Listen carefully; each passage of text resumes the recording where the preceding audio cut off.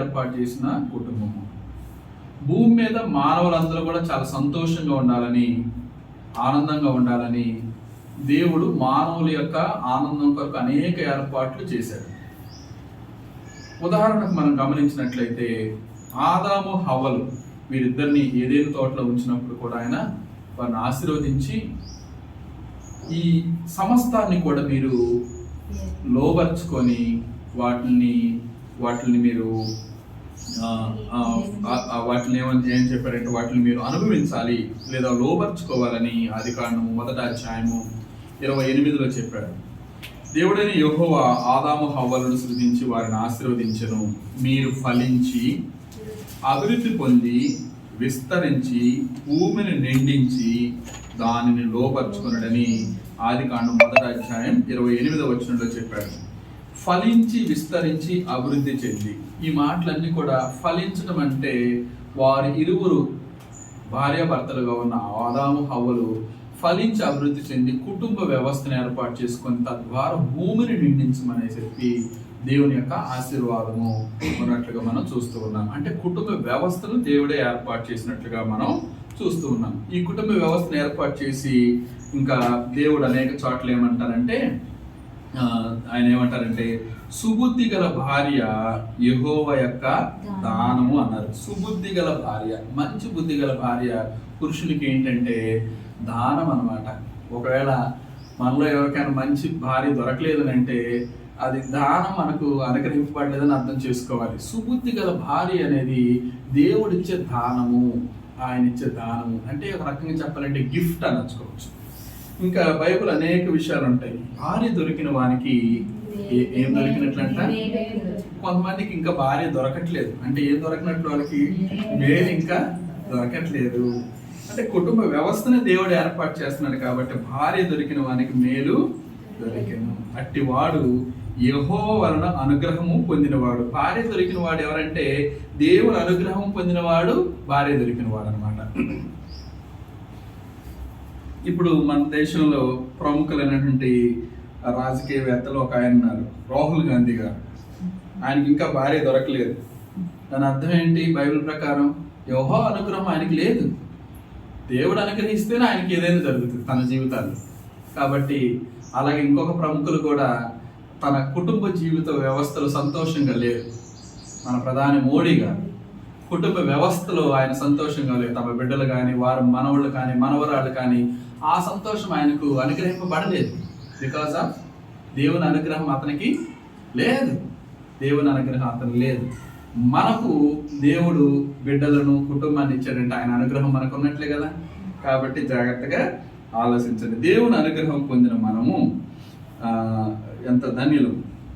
ఇంకా బైబిల్లో ఇంకా మంచి మాటలు ఉంటాయండి. యోగ్యురాలు తన పెనిమిటికి కిరీటము.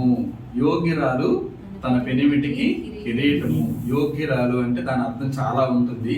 పెనిమిటి కిరీటం అంటే ఒక పెనిమిటికి అధికారం తెచ్చేది లేదా పెనిమిటికి గొప్ప పేరు సంపాదించే భార్య కూడా దేవుడు అనుగ్రహించే విషయమై ఉన్నదని తెలియజేస్తున్నాను. ఇంకా బైబిల్లో కుటుంబ వ్యవస్థ గురించి మాట్లాడుతూ భార్య కాదు కానీ కుమారులు యెహోవా అనుగ్రహించు స్వాస్థ్యము. కుమారులు యెహోవా అనుగ్రహించు స్వాస్థ్యం. అంటే కుటుంబం ఏర్పడాలంటే ఎవరెవరు ఉండాలి? ఇప్పటి వరకు మనం చేసిన భార్య ఉండాలి. తర్వాత దేవుని ఆశీర్వాదం ద్వారా కుమారులు లేదా కుమార్తెలు అనుగ్రహింపబడితే వారిని కలిపేమంటామంటే కుటుంబము అంటారు. ఇందాక ఆదికాండంలో దేవుడు మీరు ఫలించి అభివృద్ధి చెందమంటే ఇదిగో ఈ వ్యవస్థను ఏర్పాటు చేసుకోమని అర్థమైనదని మనం గ్రహించవలసిన వారమై ఉన్నాము. ఇంకా అండి, యవ్వన కాలమందు పుట్టిన కుమారులు బలవంతుని చేతిలో బాణం వంటి వారు. యవ్వన కాలమందు పుట్టిన కుమారుడు బలవంతుని చేతిలో బాణం వంటి వారు. వారితో తన అంబులు పొందిని నింపుకునేవాడు ధన్యుడు. కీర్తనలు 127:3-5 వచనాలు ఉంటాయి. కాబట్టి ఈ కుటుంబ వ్యవస్థను ఏర్పాటు చేసుకోవడానికి ధనిక, పేద, మధ్యతరగతి అనే భేదము లేదు. ఎంత పేదవాడైనా సరే కుటుంబ వ్యవస్థను ఏర్పాటు చేసుకోవాలి.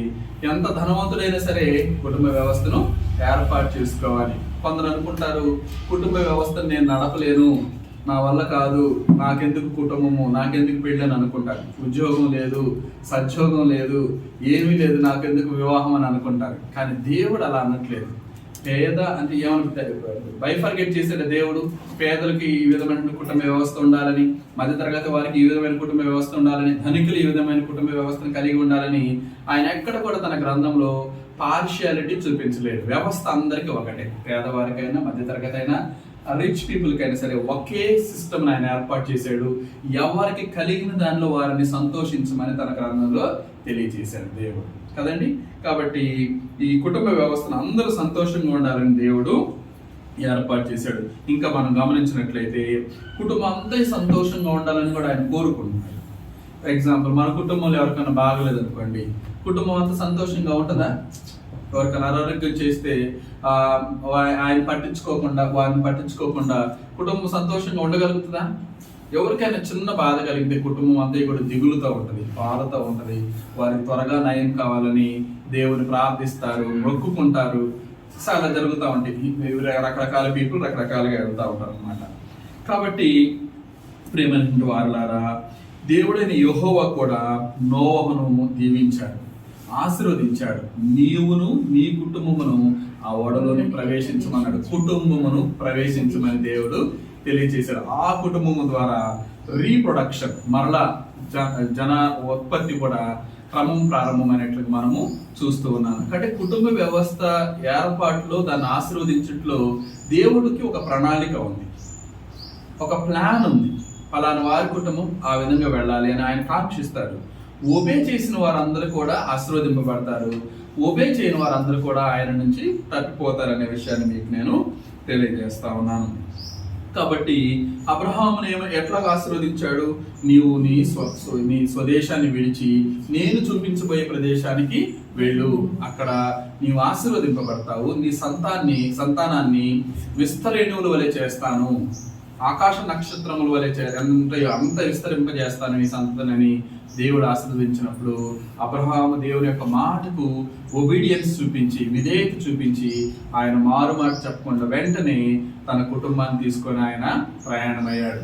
కాబట్టి దేవుని యొక్క ఆశీర్వాదాలు ఆయన మాటలు వినిన వారికి ఆ విధంగా ఉంటాయి. ఆదికాండం 12:3 అంటారు ఆయన కదండి, సమస్త వంశములు నీ యందు ఆశీర్వదింపబడిన అబ్రహాముతో అనను.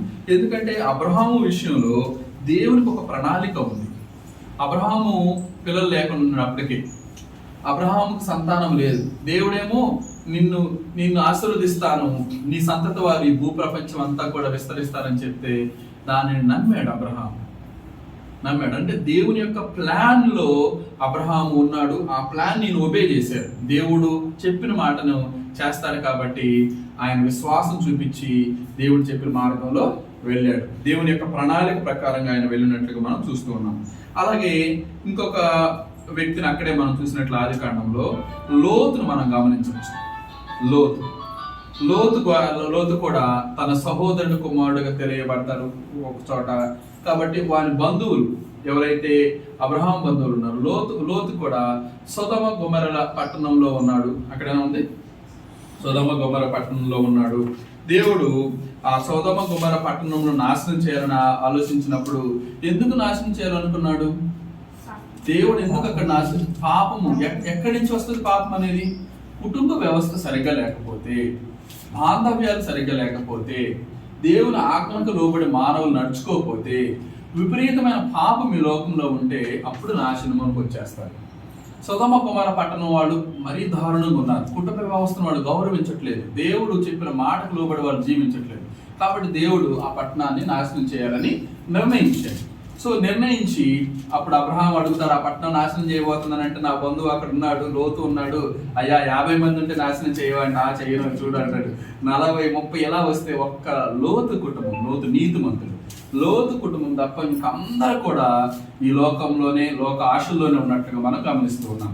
ఎప్పుడైతే లోతు తెలియజేశాడు దేవుడు ఈ పట్టణాన్ని నాశనం చేయబోతున్నాడని దేవదూతం ద్వారా తెలియజేశాడో, ఆయనకు కాబోయే అల్లుళ్ళు 2 ఉన్నారు. ఆయన 2 కుమార్తెలు, భార్య, కాబోయే అల్లుడు, వీళ్ళందరికీ తెలియజేసినప్పుడు అల్లుళ్ళు అయితే హేళనగా చేశారు.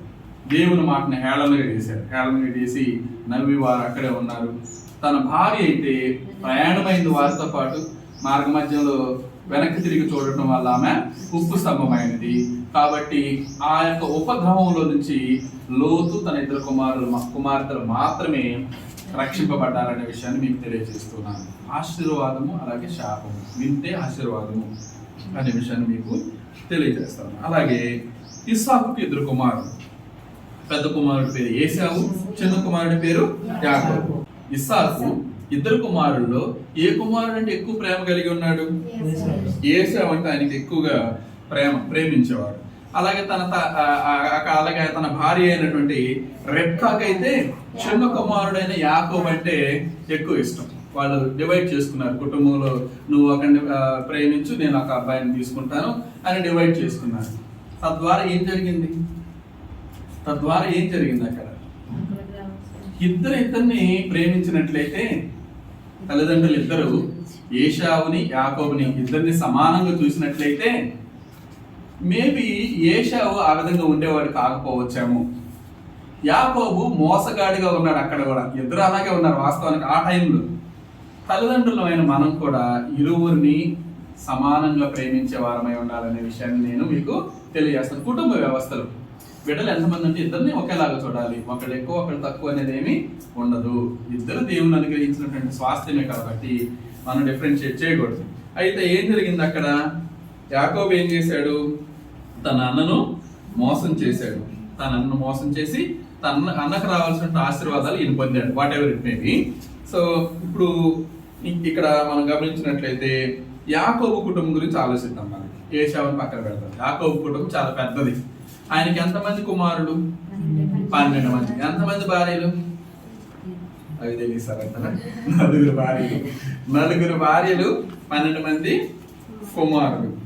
కాబట్టి కుమార్తెలు కూడా ఉన్నారు. కాబట్టి యాకోబు ఏమంటాడంటే వారందరిని తీసుకొని తన యావదాస్తిని తీసుకొని బేతేలులోకి పోయి అక్కడ యెహోవాకు బలిపీఠం కట్టి దేవుణ్ణి స్తుతించాడు. అంత సంతానం ఉన్నా కూడా ఎక్కడ కూడా దేవుడి నుంచి ఆయన దూరపరచబడలేదు. ఆదికాండం 35:1-6 అంటే మీరు చదువుకున్న తర్వాత. ఓకే, యాకోబు వారందరినీ, ఇప్పుడు ఇందాక మీకు ఎంతమంది నెంబర్ చెప్పాను, వారందరినీ యావదాస్తిని తీసుకొని బేతేలులోకి వెళ్ళి అక్కడ ఆయన యెహోవా కొరకు బలిపీఠం కట్టినట్లుగా చూస్తూ ఉన్నాం. తర్వాత బైబిల్ కుటుంబం అంటారు కాబట్టి మీకు నేను బ్రీఫ్ గా బైబిల్ అంతా ఎక్స్ప్లెయిన్ చేయడానికి ట్రై చేస్తాను. కొన్ని కుటుంబాలు బైబిల్లో 3 ప్రాముఖ్యమైన వ్యక్తులు ఉంటారు మనకి. ఆ ప్రారంభంలో నిర్గమాకాండంలో ఒకళ్ళేమో మోషే గారు, ఇంకొకళ్ళేమో అహరోను గారు, వారి యొక్క సోదరి అయినటువంటి మిరియాలు. వీరు ముగ్గురు ఒక కుటుంబ వ్యవస్థ, ఒక కుటుంబంలోని సభ్యులేగా, అవునా కాదా? తెలుసుగా మీ అందరికి. వాళ్ళ నాన్నగారి పేరు అమ్రాము, మోషే గారి తండ్రి పేరు అమ్రాము, తల్లి పేరు యాకేబేతు. వీరి యొక్క సంతానము మిరియాము, అహరోను, మోషే.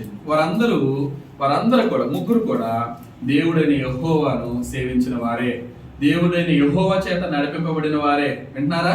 క్వశ్చన్లు అడుగుతాను, ఎవరు కూడా లీనియన్స్ తీసుకోవద్దు. అంత స్టోరీ లాగా చెప్తాను కాబట్టి క్వశ్చన్లు అడుగుతాను, జాగ్రత్త నేర్చుకోండి. కాబట్టి దేవుడైన యెహోవాతో నడిపింపబడిన వారు ముగ్గురు కూడా, అంటే కుటుంబ వ్యవస్థ, తల్లిదండ్రులు బాగుంటే బిడ్డలు కూడా దేవుని చేత నడిపింపబడతారని చెప్పడానికి ఎగ్జాంపుల్ అన్నమాట. తర్వాత అండి యెహోషువ.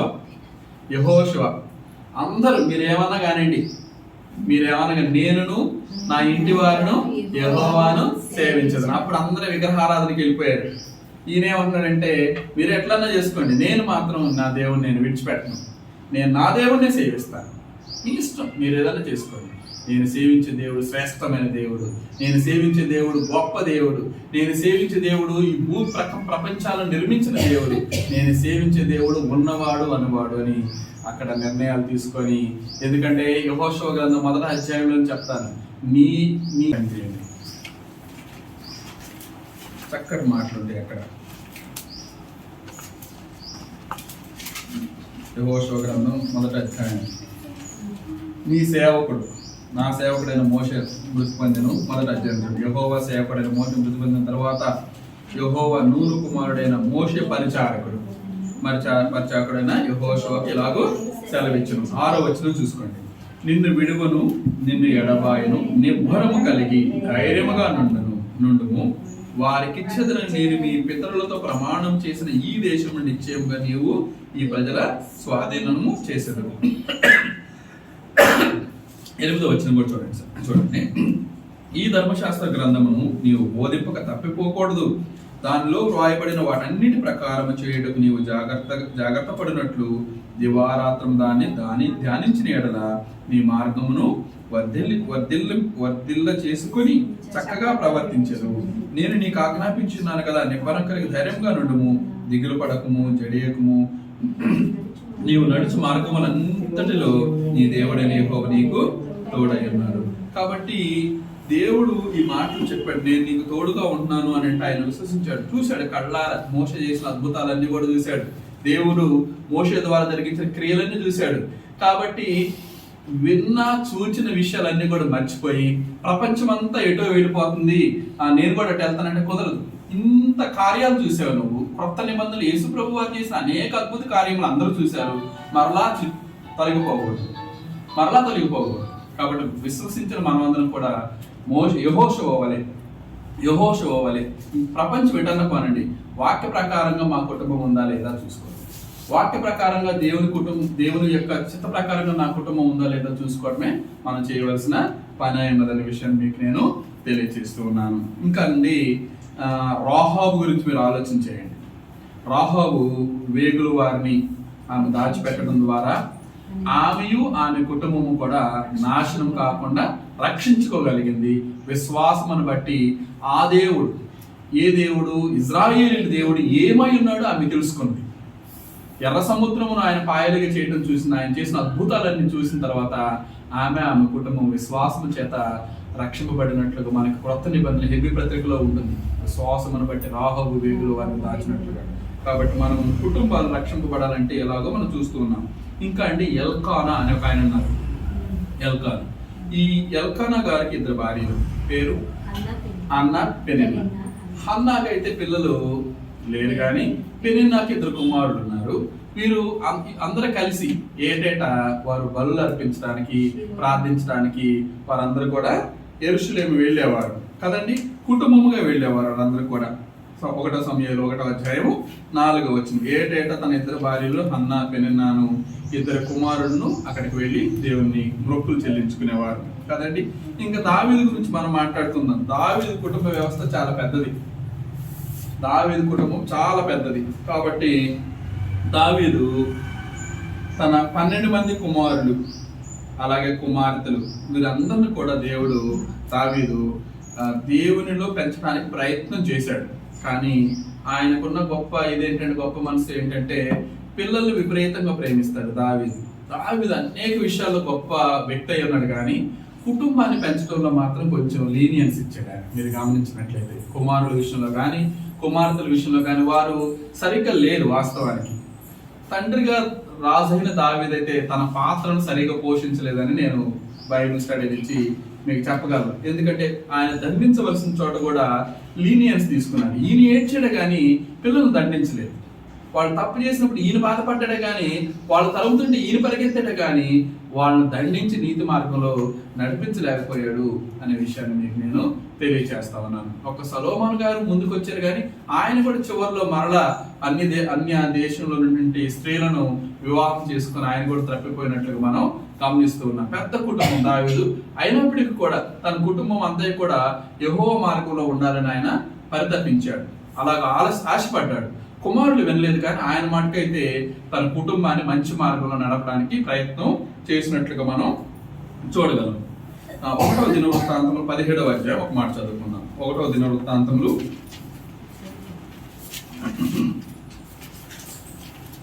17వ అధ్యాయము 1వ దినవృత్తాంతములు 17వ అధ్యాయము 27వ వచనం చూడండి.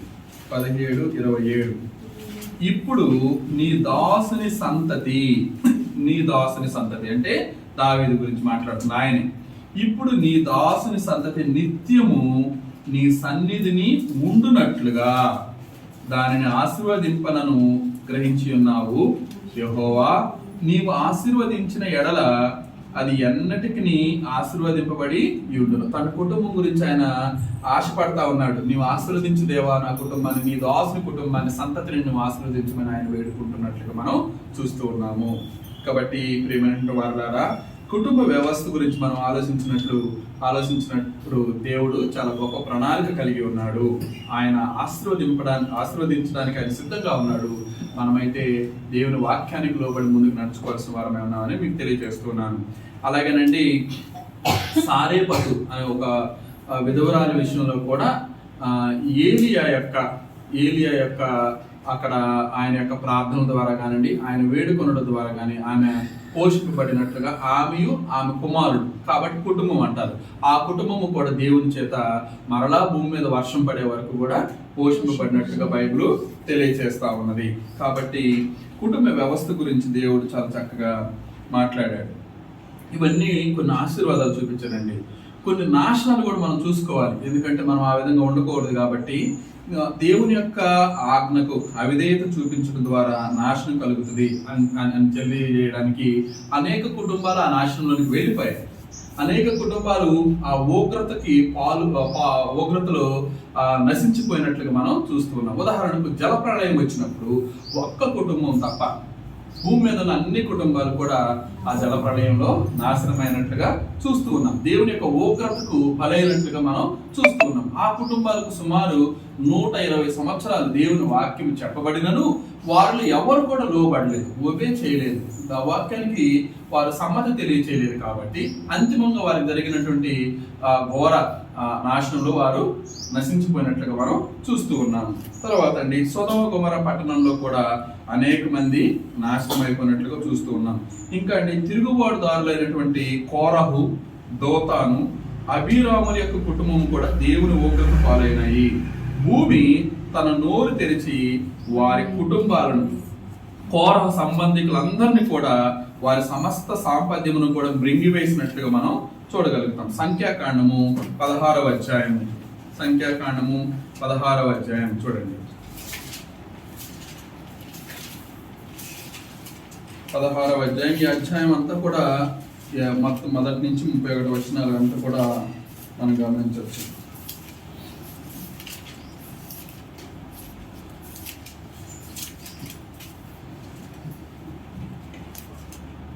మీరు 33వ వచనం చూసుకోండి. 32 నుంచి చూడండి. భూమి తన నోరు తెరిచి వారిని, వారి కుటుంబములను, కోరహ సంబంధాలందరినీ, వారి సమస్త సాంపద్యమును మృంగివేసెను. చూసారా, ఎవరైతే అవిధేయత చూపిస్తారో దేవుడు వారి పైన తన ఉగ్రతను చూపిస్తాడు. కొందరు అనుకోవచ్చు, ఇప్పుడు నాకేం జరగట్లేదు, నేను అనేక చెడ్డ కార్యాలు చేస్తున్నానే, దేవునికి అవిధేయత చూపిస్తున్నానే. కోరహ కుమారులు ఆనాడైతే లోపడకపోతే వారిని భూమి మింగివేసింది. సొదొమ గొమొర్రా పట్టణంలో ఉన్న వ్యక్తులను అయితే కాల్చివేయబడను, జల ప్రళయంలో ఉన్న వ్యక్తులను అయితే వరదలు వచ్చి కొట్టుకుపోయినాయి. మరి ఇప్పుడు నాకేం జరగట్లేదే, నేను ఇన్ని చేస్తున్నాను, దుష్కార్యాలు చేస్తున్నానే, నాకేం జరగట్లేదు అనుకోవచ్చు మానవుడు. కానీ ఒకానొకప్పుడు యుగ యుగములు మనం ఈ యొక్క శిక్షణ అనుభవించవలసిన వారమై ఉన్నాము. మన ఆత్మ లెక్క చెప్తుంది. రేపు పొద్దున మనం చేసిన కార్యాలన్నిటి కూడా ఒక లెక్క రాస్తా ఉంటది. దేవుని మాటలు వినపడినా కూడా దానికి లోపడకపోతే ఆ లెక్కలో మనం సరిగ్గా లేవనుకోండి, బాప్తీసం తీసుకోలేదనుకోండి, విశ్వాసంలో లేవనుకోండి, రేపు ప్రతి గ్రంథం కూడా, అంటే బైబిలే కాదు కానీ ప్రతి గ్రంథాలు, ఈ లోకంలో మానవులచే కల్పింపబడిన గ్రంథాలు కూడా ఏం చెప్తున్నాయి అంటే, నరకం అనేది ఒకటి ఉంది, పున్నామి నరకం అంటారు. నరకం అనేది ఒకటి ఉంటుంది, దాంట్లో వేయబడతారు మనుషులు, తప్పు చేసిన వాళ్ళందరూ కూడా అని చాలా మత గ్రంథాలు తెలియజేస్తా ఉన్నాయి. ఆ గ్రంథాల ప్రకారం శిక్షలో ఉండే అవకాశం ఉంది, అంటే వారు అలా అనుకుంటున్నారు. బైబిల్ ప్రకారం అయితే దేవుడు తీర్పులోకి వచ్చినప్పుడు మనము నరకంలోకి వెళ్ళారనుకోండి, యుగ యుగములు మన ఆత్మ కాలుతూ ఉంటే అది అగ్ని ఆరదు, పురుగు చావదు, భరించలేని బాధ, యుగ యుగాలు ఎన్ని సంవత్సరాలు చెప్పలేము. ఈ కష్టాలు నష్టాలు ఈ లోకంలో వచ్చేవాడికి మనం ఒక రోజు వస్తే, 4 రోజులు వస్తే, 10 రోజులు వస్తే, 1 సంవత్సరం వస్తే తట్టుకొని నిలబడతాం. కానీ వీటిని భరించలేమన్న ఉద్దేశంతో మనం పాపం చేసామో యుగ యుగాలు మన ఆత్మ కాలే అవకాశం ఉంది. కాబట్టి జాగ్రత్త వహించవలసిన వారమే అన్నాం. అప్పుడైతే అలా జరిగింది, ఇప్పుడేం జరగట్లేదని పాపం చేయకూడదు. కృప ఉంది కదా అని పాపం చేయకూడదు. పాపం చేసి సాయంత్రకాలం ప్రభువా క్షమించమని అడగకూడదు. ఎందుకంటే ప్రతి దానికి లెక్క ఉంటుంది. ఆ లెక్క ప్రకారం ఆయన సహాయం చేస్తాడు, ఆ లెక్క ప్రకారమే ఆయన ముందుకు వెళ్తాడు. కాబట్టి మనం గమనించినట్లు కోరహ కుమారులు, వారి యొక్క సంతతి వారు ఏ విధంగా నాశనం అయ్యారో మనం చూస్తూ ఉన్నాం. అలాగే యెరికో పట్టణం కూడా నాశనం అయింది, కానీ అందులో ఒక కుటుంబం మాత్రమే రక్షింపబడినట్లుగా మనం గమనిస్తూ ఉన్నాం కదండి. తర్వాత దోపుడు సొమ్ముతోటి ఆకాను గురించి ఒకసారి ఆలోచన చేయండి. దోపుడు సొమ్ముతోటి ఆకాను ఆయన 200 తులముల వెండిని 50 తులముల ఎత్తుగల బంగారు కమ్మిని తీసుకొని దేవుని ఆజ్ఞను ఆయన విడిచిపెట్టాడు. తద్వారా జరిగింది ఏంటంటే అగ్నితో కాల్చివేయడం. యెహోషువ గ్రంథం 7వ అధ్యాయము 21 నుంచి 26 వచనాల్లో ఉంటుంది. అతని కుటుంబం అంతా కూడా అగ్నితో కాల్చబడింది దేవుని ఆజ్ఞకు లోబడకపోవటం వల్ల. కాబట్టి ఇలాగ అనేక ఎగ్జాంపుల్స్ మనం చూడొచ్చు. సౌలు రాజు కూడా అంతే. ఆయన కుమారుడు ఫిలిస్తీయుల చేతిలో హతమైపోయాడు. కారణం ఏంటంటే అవిధేయత. అలాగే గెహాజీ, ఎలీషా దగ్గర సేవకుడు గెహాజీ, ఆయన కూడా ఆ నయమాన్ ఇచ్చినటువంటి గిఫ్ట్లు తీసుకొని తర్వాత ఆయన కుష్టును తిరిగి పొందాడు. ఆయనకు రావాల్సిన ఆయన పోయిన కుష్టి ఈయనకు వచ్చినట్లుగా ఆయన కుటుంబీకులు కూడా తరతరములు కూడా ఆ బాధను అనుభవించినట్లుగా మనం చూస్తూ ఉన్నాం. అలాగే దానియేలు మీద అబద్ధములు మాట్లాడి ఆయన్ను సింహపు బోన్లో వేసినప్పుడు తర్వాత జరిగింది ఏంటంటే ఎవరైతే ఆయన మీద అబద్ధాలు చెప్పారో వారందరూ కూడా ఆ సింహపు బోన్లో వేస్తే బోను వాకిటికి రాకముందే ఆ సింహాలు వచ్చేసి వారి కుటుంబంలో ఉన్న వారందరినీ కూడా తినివేసినట్లుగా వారి ఎముకలను కూడా పొడి చేసినట్లుగా బైబిల్ గ్రంథం తెలియజేస్తా ఉంది. కాబట్టి ప్రియమైనటువంటి వారలారా, ముఖ్యమైన ప్రతి వ్యవస్థ కూడా దేవుని చేత ఏర్పాటు చేయబడినట్లుగా మనం చూస్తూ ఉన్నాం. ఇంకా బైబిల్ కొన్ని మంచి మాటలు మనం గమనించవచ్చు. జ్ఞానవంతురాలు తన ఇల్లును కట్టుకొనను. జ్ఞానవంతురాలు తన ఇల్లును కట్టుకొనను. మూఢురాలు ఏం చేస్తుంది? తన చేతితో తన ఇల్లును ఓడపెరుక్కొనను. జ్ఞానవంతురాలు. జ్ఞానం ఎక్కడుంది? ఈలోక జ్ఞానం కాదు జ్ఞానవంతురాలు అంటే, బైబిల్ జ్ఞానం. ఈలోక జ్ఞానం వెర్రితనమే, కానీ పైనుంచి వచ్చే జ్ఞానము అది చాలా విలువైనది. బైబిల్లో చాలా విషయాలు ఉన్నాయి అక్కడ మనం చెప్పుకోవడానికి. అందుకని జ్ఞానవంతురాలు తన ఇల్లును కట్టుకొనను. తర్వాత ఇంకా బైబిల్ బాలుడు నడవలసిన త్రోవను వానికి నేర్పుము, వాడు పెద్దవాడైనను దాని నుండి తొలగిపోడు. నడిపించే బాలుడు నడవలసిన త్రోవను వానికి నేర్పించమన్నారు. ఇప్పుడు ఇందాక మనం తిమోతి విషయం చదివాము. తిమోతికి మంచి మార్గం ఎవరు నేర్పించారు? వాళ్ళ అమ్మమ్మ, వాళ్ళ అమ్మ. వారు ఇరువురు కూడా దేవుల్లో ఉన్నారు కాబట్టి తిమోతి కూడా మంచి దైవ సేవకుడు అయినట్లుగా మనం చూస్తూ ఉన్నాము. తర్వాత అండి, మంచి తల్లి తన ఇంటి వారి నడతను బాగుగా కనిపెట్టును. సామెతలు 31:27 ఉంటుంది. తర్వాత దుష్ట సాంగత్యము మంచి నడవడిను చేరుకును. దుష్ట సాంగత్యము మంచి నడవడిను చేరుకును. 1 కొరింథీ 15:33. ఇంకా బైబిల్లో మనము యాకోబు, హన్న, యేసు తల్లి అయిన మరియా, ఎలిజబెత్, లోయి, యునేకే వీరందరూ కూడా ఆత్మీయంగా మంచి తల్లులుగా తమ బిడ్డలను మంచిగా నడిపించిన వారి యొక్క జాబితాలో ఉన్నట్లుగా మనం చూస్తూ ఉన్నాము. కాబట్టి మంచి సమాజం కావాలని అంటే మనం బిడ్డలను మంచిగా నేర్పించే వారిని తయారు చేయాలి. బిడ్డలకి చక్కగా దేవుని యొక్క మాటలు నేర్పించాలి, దేవుని గ్రంథాన్ని పఠించాలి. ఇలాగ చేసినట్లయితే ఆ కుటుంబాన్ని మనం ఏమనొచ్చు?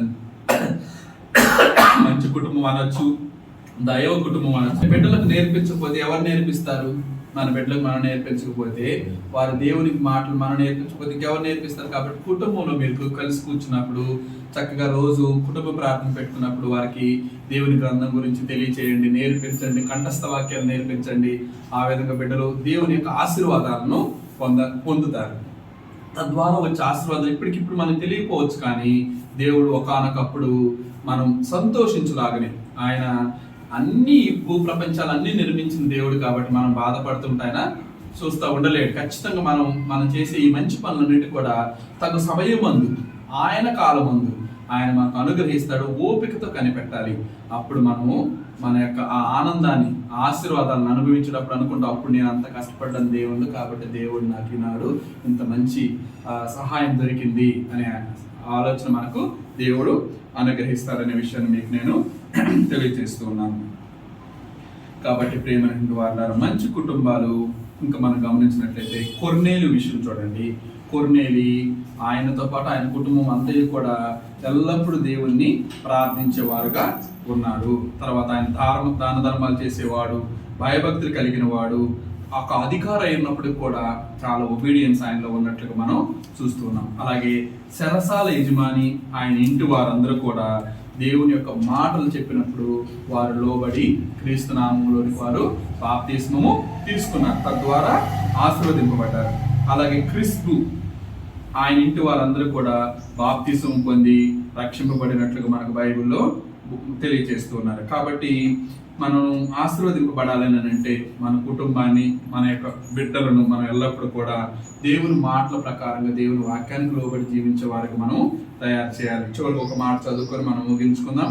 ద్వితీయోపదేశకాండము 12వ అధ్యాయము 12వ అధ్యాయము 7వ వచనం.